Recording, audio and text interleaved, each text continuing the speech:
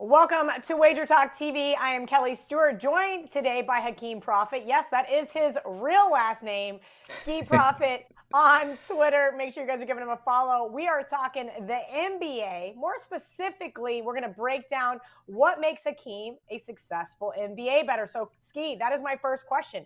Why are you so successful in betting the NBA? While it's not set in stone, like you don't have to have played the sport before or all of those kind of things. I think what gives me a little bit of an advantage is I watched the NBA pretty much since I was, able to talk. My dad even recorded some of the games, and I went back and rewatched some of the old games. So basketball, NBA has been my life for as long as I can remember. I played all of my life. So when I'm watching these games and handicapping, it just helps me like I understand the X's and O's completely. And when I'm like that, it helps me understand and be able to predict how teams are going to counter their opponents. So I think that's what gives me a pretty big edge in the NBA versus other sports. And also just I have a good understanding since I've been watching it, over 20 years now. Just an understanding of how the league is, whether it's the refs, how certain organizations are run, and which ones are successful, which ones are not. So I just have a really good understanding of the NBA because it's been my life. All right, before we get into it any deeper, I wanted to give Ski a little promotion. Right now, you can get his early bird pricing on his NBA package for the entire season now through Halloween. $595. That is $200 off the regular price using promo code EBNBA on Ski's page over at wagertalk.com. Ski, let's get back into the most important, the nuts and bolts of your handicapping. Talk to me about which stats are most important to you. Yeah, so every day I go through the same process and I'm a little bit different than others. I like to print out my information, use my pen and write all over it, et cetera, et cetera. But I print out my sheet and what I write on it is pace, offensive rating, defensive rating, rebound percentage. And I'm looking at how each team has been doing the last 5 games. So along with me watching the games, just when I look at these numbers every single day, it allows me to see how every team is changing in each aspect. And those are the ones that are going to help you win these games and pace, that's going to help you predict the totals. So that's what I look at on a daily basis as far as just, simple game stats. All right. So when people purchase your entire season-long package for the NBA at WagerTalk, what can they expect from you? You can expect to win. And, I'm proud. I'm not kind of, I am proud to say this. I've won every year in the NBA except for the COVID year. And that year was really bad because it was different than everything else. But you can expect to win. I've done it a few different ways, whether it's high volume or low volume. Last season in particular, I had about 1,180 bets, somewhere around that range. And most of them were sides and totals. About 800 and some change were sides and totals. The rest were player props and futures. So you get a heavy dose of NBA sides and totals, a little bit of player props sprinkled in there, and we'll come out winners at the end of the season. I love to hear it. Ski, when we're looking at trends, situations, right? We could talk about so many different things in the NBA. Teams off of back-to-back, long road travel. There are so many intricacies that go into a season-long, well, playing, right? When you're looking for the NBA, what are you looking at most importantly, and how do you capitalize on these trends and situations? Yeah, this question it kind of changes as the year goes on. Like playoffs are totally different. Beginning of the year is different than the second half of the year. But just in general, some of them, everybody knows about a revenge spot, and I just think it's a little bit, you put a little bit more to it when it's a team that puts you out in the playoffs. So do I look at every single revenge spot? Probably not. But when it's a team that ended your season, I definitely put something to that. So I look at that. Flat spots. A lot of these teams go on long road trips. They come back home. They got to take care of business, and we don't expect them to perform to the best of their abilities in those situations. So something like that. Over I think the database goes all the way back to 1997 or 1995, something like that. And since then, home favorites with the rest advantage win about 72.5% of the time. So last year, it wasn't as good as other years, but I try my best to align myself in situations where, we do have that rest advantage versus the other team.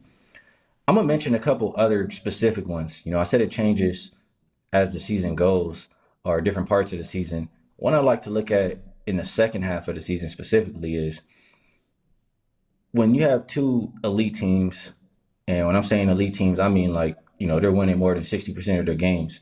When they're matching up down the back end of the schedule, they're going to really care about that game because a lot of these teams are jockeying for playoff position. So it's not going to be one of these kind of situations where nobody's playing defense and, just running up and down the floor. They're really out there grinding and trying to get that win. And that translates to more defense and less points. So I'm looking for unders in those situations.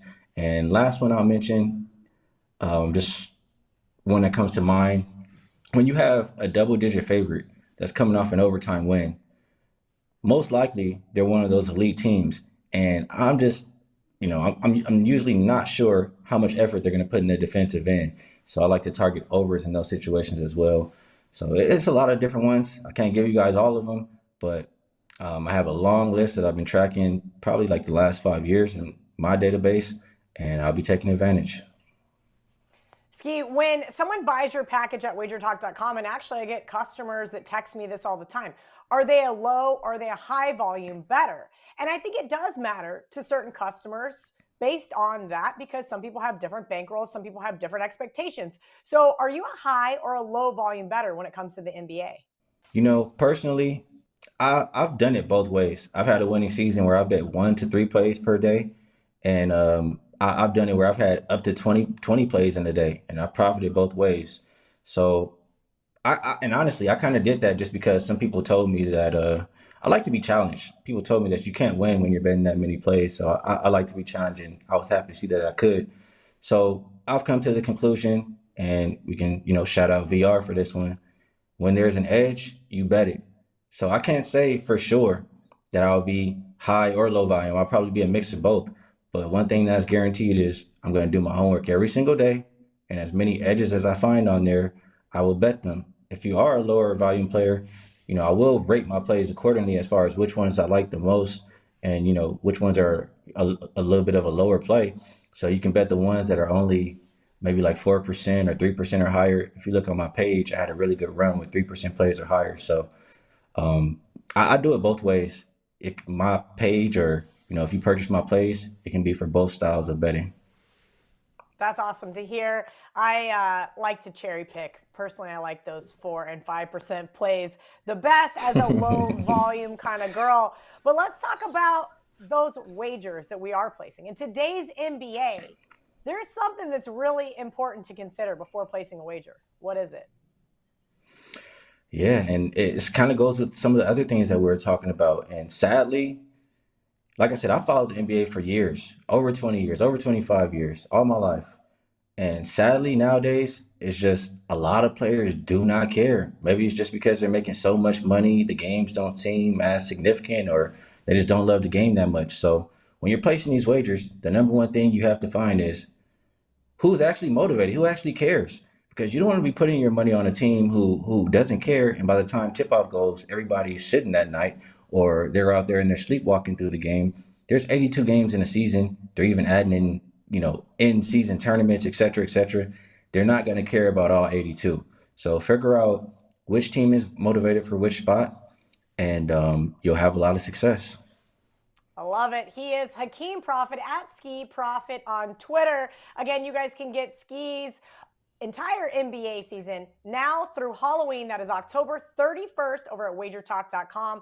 Early bird price of $5.95 using code EBNBA. That's $200 off the regular season price. Thank you to Ski for coming over and sharing some of that NBA knowledge with us.